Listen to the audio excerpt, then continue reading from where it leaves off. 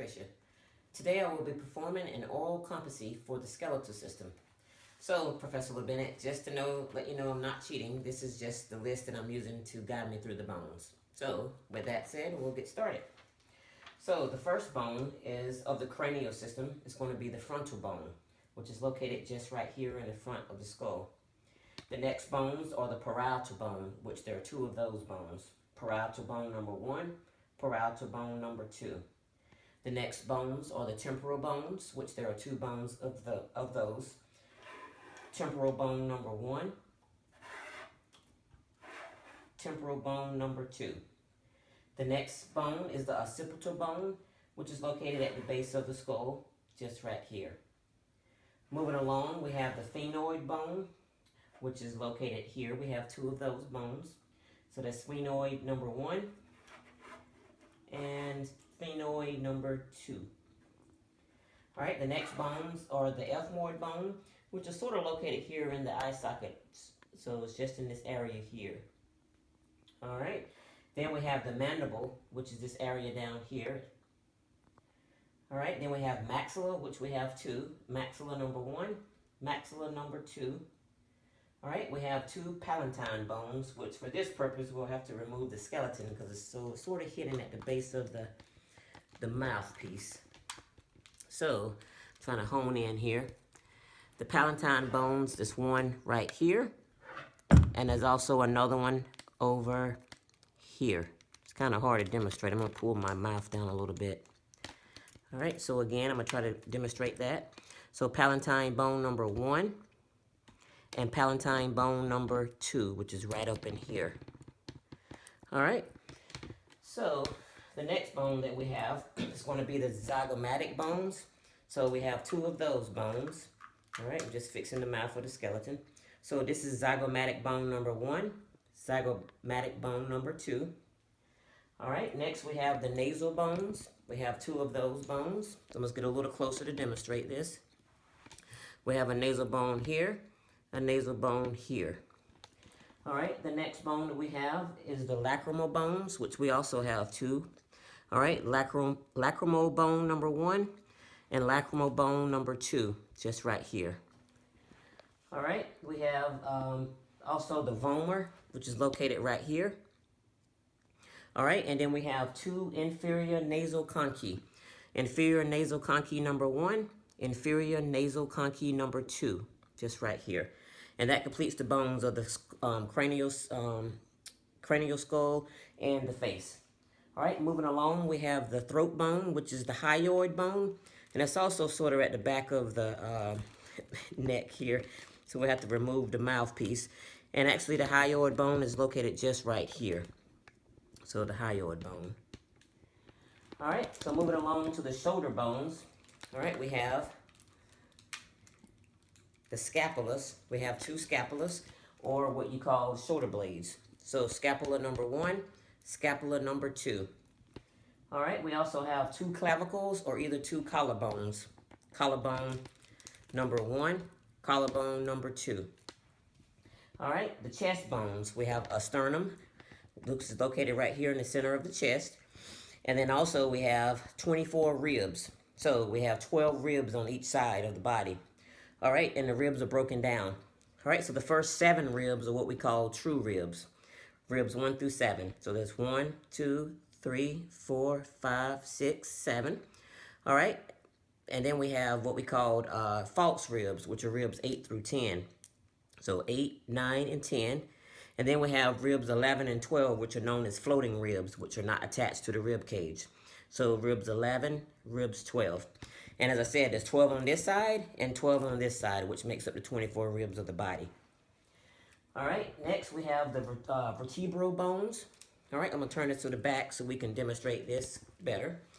All right, we have cervical vertebrae, which are located as follows. Cervical 1, 2, 3, 4, 5, 6, and 7. And then we have 12 thoracic vertebrae. Thoracic 1, 2, 3, 4, 5, 6, 7, 8, 9, 10, 11, 12. And then we have 5 lumbar vertebrae. 1, 2, 3, 4, 5. And then we have a sacral vertebrae, which is located just right here. And then we have a coxageal vertebrae, which is located here at the bottom of the vertebrae. All right, and then we have the arm and the forearm bones. So we have two humerus bones. Humerus bone number 1, humerus bone number 2. All right, then also we have the forearm bones, which we have a radius, which lines the thumb side of the hand. So this bone here will be the radius on this hand, and this bone here will be the radius on this hand. As you can see here, it lines with the thumb. All right, we also have the ulnar bone, which aligns with the pinky.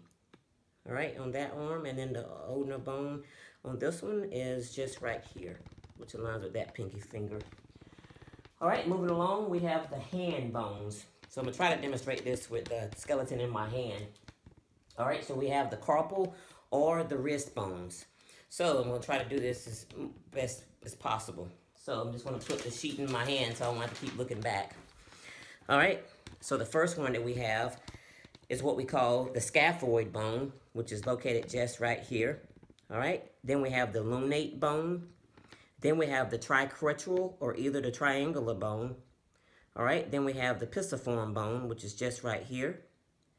All right, then we have the trapezium bone, trapezoid bone, capitate bone, and then the hamate bone. All right, also for your wrist, you have what you call carpals. All right, so we have 5 metacarpals. So metacarpal 1, 2, 3, 4, and 5. All right, and then we also have what we call distal, intermediate, and proximal phalanges. So the proximal phalanges are located here. So that's proximal phalange 1, 2, 3, 4, and 5. All right, and then we have intermediate phalanges. For this, you only have 4 of them because you don't have an intermediate phalange on the thumb. So intermediate phalange 1, 2, 3, and 4. All right, and then you have the distal phalanges. Distal phalange 1, 2, 3, 4, and 5. So that completes the bones for that wrist. All right, and if we move to the next wrist or hand, we have to name the same bones and point those out, which I'll move through rather fast. All right, so the first one we have is the scaphoid, lunate, tricreteral, or either the triangular bone, pisiform bone, trapezium bone, trapezoid bone, capitate bone, hamate bone, metacarpals or metacarpal 1, 2, 3, 4, and 5. Proximal phalanges, proximal phalange 1, 2, 3, 4, and 5. Intermediate phalanges, 1, 2, 3, 4. Distal phalanges, 1, 2, 3, 4, and 5. And that completes the bones of the hands. So moving along, we have the pelvis. All right, so we have the hip bones. So we have 2 hip bones, which is this area just around here. So we have hip bone 1 on this side and hip bone 2 on this side of the skeleton. Also, you have different parts of the hip bones. So you have up here the ilium, which is ilium over here and an ilium here. Then you have an ischium, which is located down here at the base of the hip bone. All right, and then you have what you call pubis bones. You have 3 of those, or 2 sets, which makes a total of 6. And those are the bones located just right here. So there's 1, 2, 3, and 1, 2, 3. All right, so the leg bones. We have 2 femurs, femur number 1, femur number 2. We have 2 patellas or kneecaps, patella number 1, patella number 2. Then you have a tibula and a fibula. The tibula is the biggest bone down at the bottom of the leg, and it aligns with the big toe.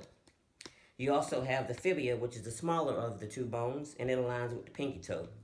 So tibula and fibula. Tibula, fibula. All right, and lastly, we're moving along to the foot bones, which I'm using my paper again so I can stop from having to pace myself back and forth here. So for the first bone, we're going to go, this is the calcaneus or either the heel bone, just right here. And then we have what we call a talus, located right here on top. All right, we also have the navicular bone, which is right here. And then we have the cuboid bone, which is located just right here. So again, the cuboid bone is located just right here. All right, and then for this, you have what you call cuneiform bones. All right, so you have the intermediate cuneiform bone that aligns with the third toe. You have the intermediate cuneiform bone, which aligns with the second toe. And then you have the medial cuneiform bone that aligns with the big toe. All right, just like the wrist, you also have carpals on the toes, except that they're called tarsals. So you have what you call metatarsals on the feet. All right, so you have 5 metatarsals.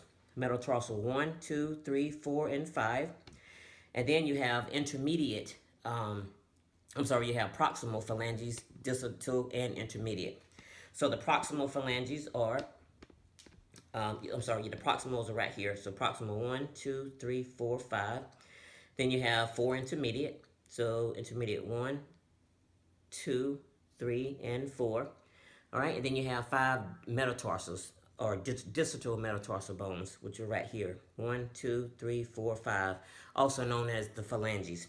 All right, so I'm gonna go through these one more time, losing the last foot, and then this should complete our oral competency. So using this foot, moving along pretty fast, we have the calcaneus, or the heel bone, the talus bone, we have the cuboid bone, the navicular bone. All right, we have our, what we call our intermediate cuneiform bones. So we have our intermediate cuneiform bone, we have our lateral cuneiform bone, our intermediate cuneiform bone, and then our medial cuneiform bone. All right, and then flipping this up, we have our metatarsals, metatarsal 1, 2, 3, 4, 5. We have our distal phalanges, distal phalange 1, 2, 3, 4, and 5. Intermediate phalanges, we have intermediate number 1, 2, 3, 4. And then we have our 5 distal metatarsals. So metatarsal 1, 2, 3, 4, and 5.